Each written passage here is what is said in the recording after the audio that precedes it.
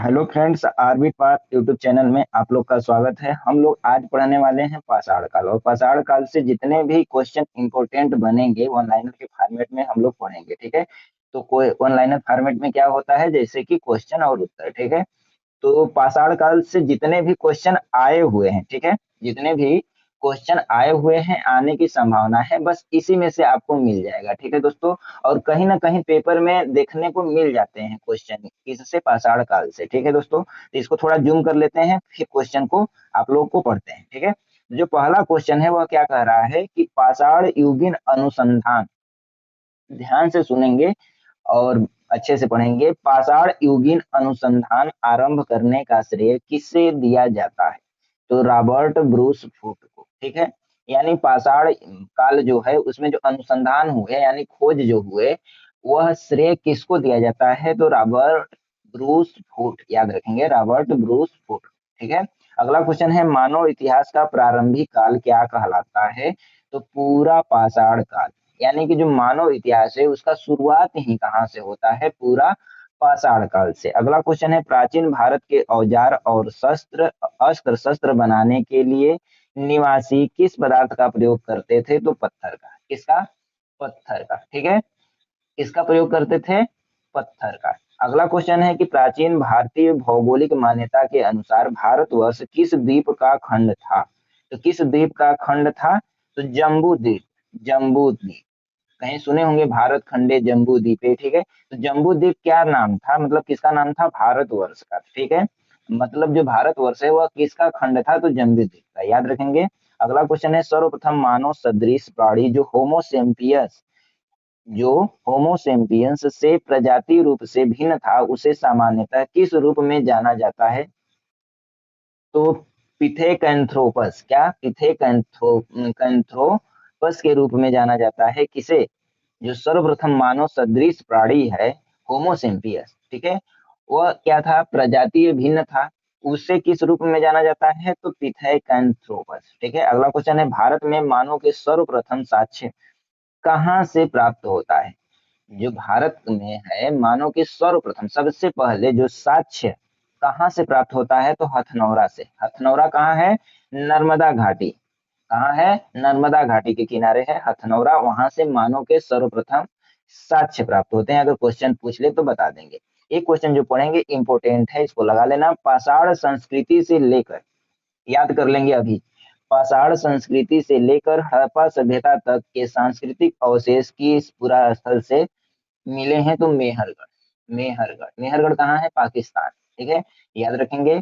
पाषाण संस्कृति से लेकर जो हड़प्पा संस्कृति है, ठीक है, वहां तक सांस्कृतिक अवशेष पुरा स्थल किस पुरा स्थल से प्राप्त हुए हैं? तो मेहरगढ़ से। ठीक है, अगला क्वेश्चन है जूते हुए खेत, ये भी इंपॉर्टेंट है। जूते हुए खेत का साक्ष्य किस पुरातात्विक स्थल से प्राप्त हुआ है? ये सब क्वेश्चन पूछ लिए गए हैं पेपर में, कालीबंगा से। ठीक है, जूते हुए खेत के साक्ष्य अगर पूछे, जूते हुए खेत के साक्ष्य, ठीक है, तो कहां से? कालीबंगा से। कालीबंगा से, याद रखेंगे, कालीबंगा से जूते हुए खेत के साक्ष्य मिले हैं। अगला क्वेश्चन है कि बृहद पाषाण स्मारकों की पहचान किस रूप में की जाती है? तो मृतकों को दफनाने के स्थान के रूप में। ठीक है, अगला क्वेश्चन है कि प्राचीनतम अस्थाई जीवन के प्रमाण कहाँ से प्राप्त हुए हैं?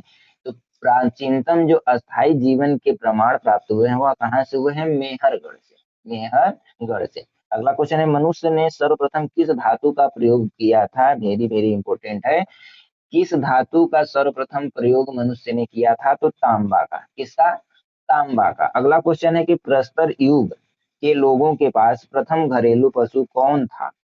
जो प्रस्तर यानी पाषाण, ठीक है, और प्रस्तर यानी पाषाण जो स्टोन एज था, ठीक है, स्टोन एज था, उन लोगों के पास प्रथम घरेलू पशु कौन था? यानी कुत्ता।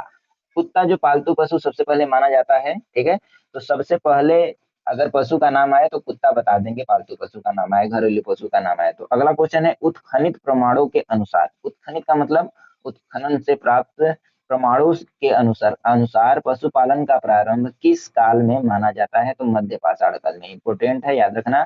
जो पशुपालन का प्रारंभ है वह कब माना जाता है? मध्य पाषाण काल में। मध्य पाषाण काल में पशुपालन का प्रारंभ माना जाता है। और सर्वप्रथम किस धातु का प्रयोग किया मानव ने? तांबा।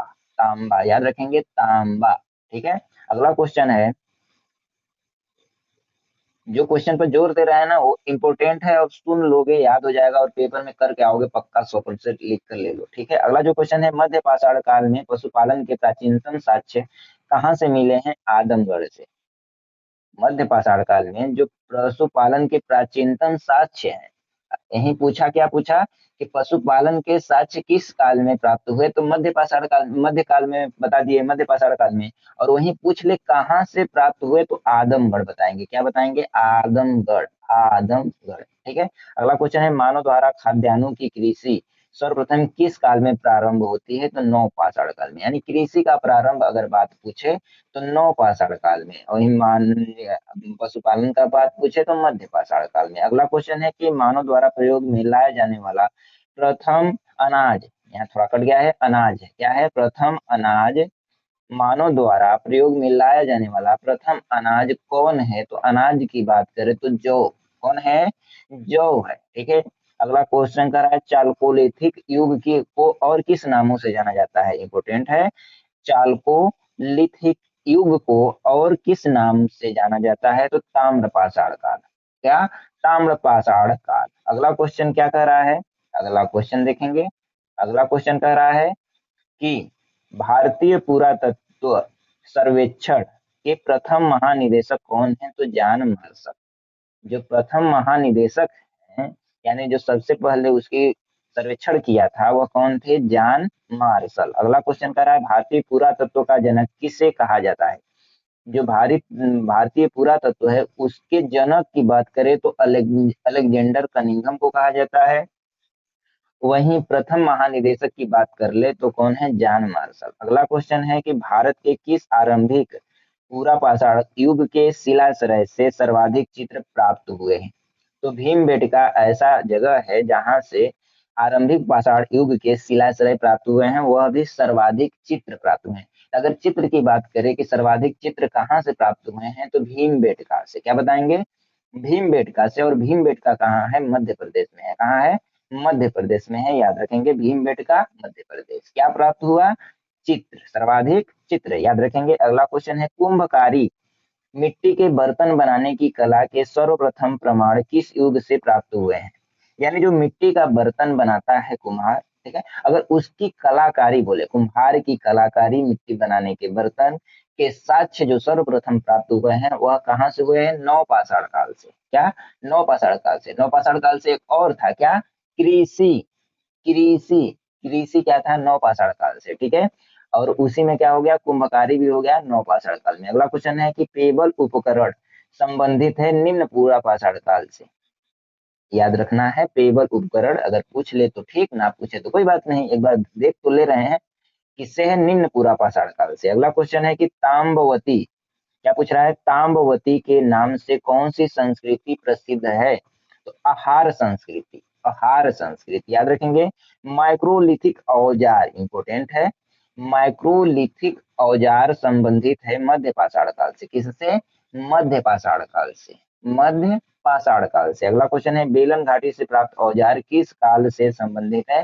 तो निम्न पूरा पाषाण काल से जो संबंधित है वह कौन है?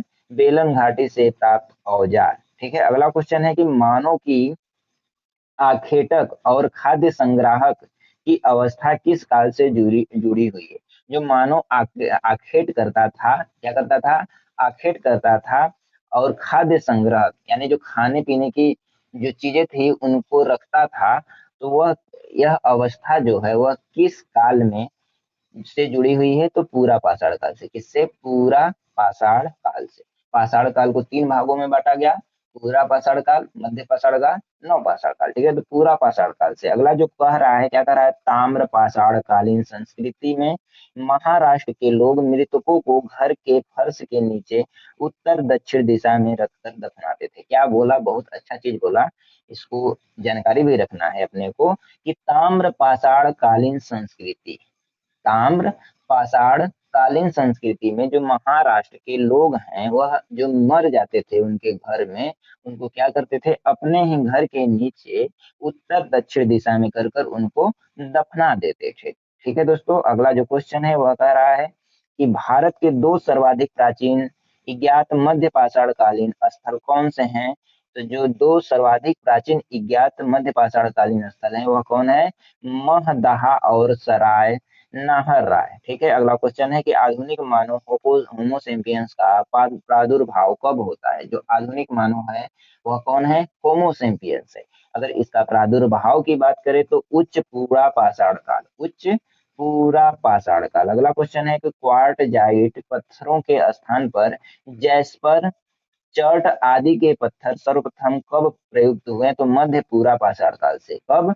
मध्य पूरा पाषाण काल से। अगला क्वेश्चन है अग्नि का उपयोग करना मानव ने सर्वप्रथम कब सीखा? यानी आग का प्रयोग। बहुत बार क्वेश्चन पूछ चुका है, आग की खोज किस काल में हुई? तो नौ पाषाण काल में, याद रखेंगे।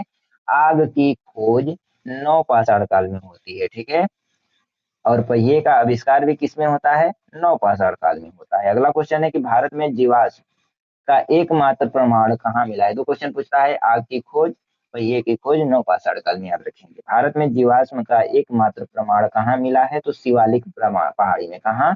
शिवालिक पहाड़ी में। अगला क्वेश्चन है भारतीय उपमहाद्वीप में कृषि के प्राचीनतम साक्ष्य किस स्थान से प्राप्त हुए हैं? तो मेहरगढ़। मेहरगढ़ में क्या प्राप्त हुआ है?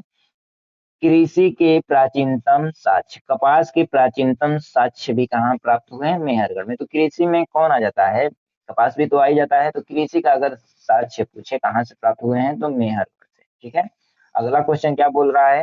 हड्डी निर्मित उपकरण, हड्डी से निर्मित उपकरण किस भारतीय पुरातात्विक स्थल से प्राप्त हुए हैं? तो सराय नाहर राय से। कहाँ से? सराय नाहर राय से। अगला क्वेश्चन कर रहा है गौरिक मृद भांड पात्र का नामकरण कहाँ से हुआ था? तो हस्तिनापुर से। कहाँ से? हस्तिनापुर से। आगे कह रहा है सिंधु घाटी सभ्यता के मुख्य स्थल, ठीक है, मोहनजोदड़ो, चनहुदड़ो, सूतकांगेडोर, हड़प्पा तथा कोटदीजी में स्थित है। जो सिंधु घाटी सभ्यता, अगला चैप्टर हम लोग पढ़ेंगे। थोड़ा बहुत जानकारी बता दिया है कि जो सिंधु घाटी सभ्यता है, जो हड़प्पा सभ्यता है, ठीक है, सिंधु घाटी सभ्यता है, जो हड़प्पा सभ्यता है, वह उसके मुख्य स्थल क्या क्या है सिंधु घाटी सभ्यता के? तो हड़प्पा, मोहनजोदड़ो, चनहुदड़ो, सूतकांगेडोर, कोटदीजी आदि है। ठीक है, कोटदीजी कहाँ है? पाकिस्तान में। आगे पढ़ेंगे। नौ पाषाण कालीन स्थल बोल रहा है, कुछ इसमें बता रहा है कि जो बुर्ज होम है वह कहाँ है? कश्मीर में। ठीक है, कब्रों में मालिक के साथ कुत्ते को दफनाया गया था। क्या? मालिक के साथ कुत्ते को दफनाया गया था कहाँ? बुर्ज होम में। अगला जो क्वेश्चन कर रहा है गुफा कराल कहाँ है? गुफा कराल कहाँ है? कश्मीर में। यहाँ क्या है? कृषि और पशुपालन के साक्ष्य मिले हैं। ठीक है, अगला क्वेश्चन कर रहा है मेहरगढ़ कहाँ है? पाकिस्तान में। जिससे क्वेश्चन बनते हैं गेहूं की 3 व जौ की 2 किस्में यहाँ से प्राप्त हुई है। बस इतना ही याद रखना है, गेहूं की 3 व जौ, गेहूं जौ के मतलब 2 किस्में, जौ की 2 किस्में कहाँ से प्राप्त हुए हैं? मेहरगढ़ से। ठीक है, कहाँ से? मेहरगढ़ से। मेहरगढ़ कहाँ है? पाकिस्तान में। मदहा, महदहा, महदहा कहाँ है? उत्तर प्रदेश में। महदहा कहाँ है? उत्तर प्रदेश में। यहाँ क्या मिले हैं? गोलाकार झोपड़ियों के प्रमाण मिले हैं। ठीक है, जौ की खेती भी मिली है कहाँ? महदहा, उत्तर प्रदेश में। कभी कभी एक क्वेश्चन पूछ लेता है कि महदहा कहाँ है? तो उत्तर प्रदेश में है। ठीक है, कोल्डिहवा भी कहाँ है? उत्तर प्रदेश में। धान की खेती के प्रमाण प्राप्त हुए हैं कहाँ? कोल्डिहवा में। और ये सबसे पुरानी, मतलब ये सबसे नवीनतम खोज है, लेकिन सबसे पुरानी है। ठीक है, कोल्डिहवा कहाँ है?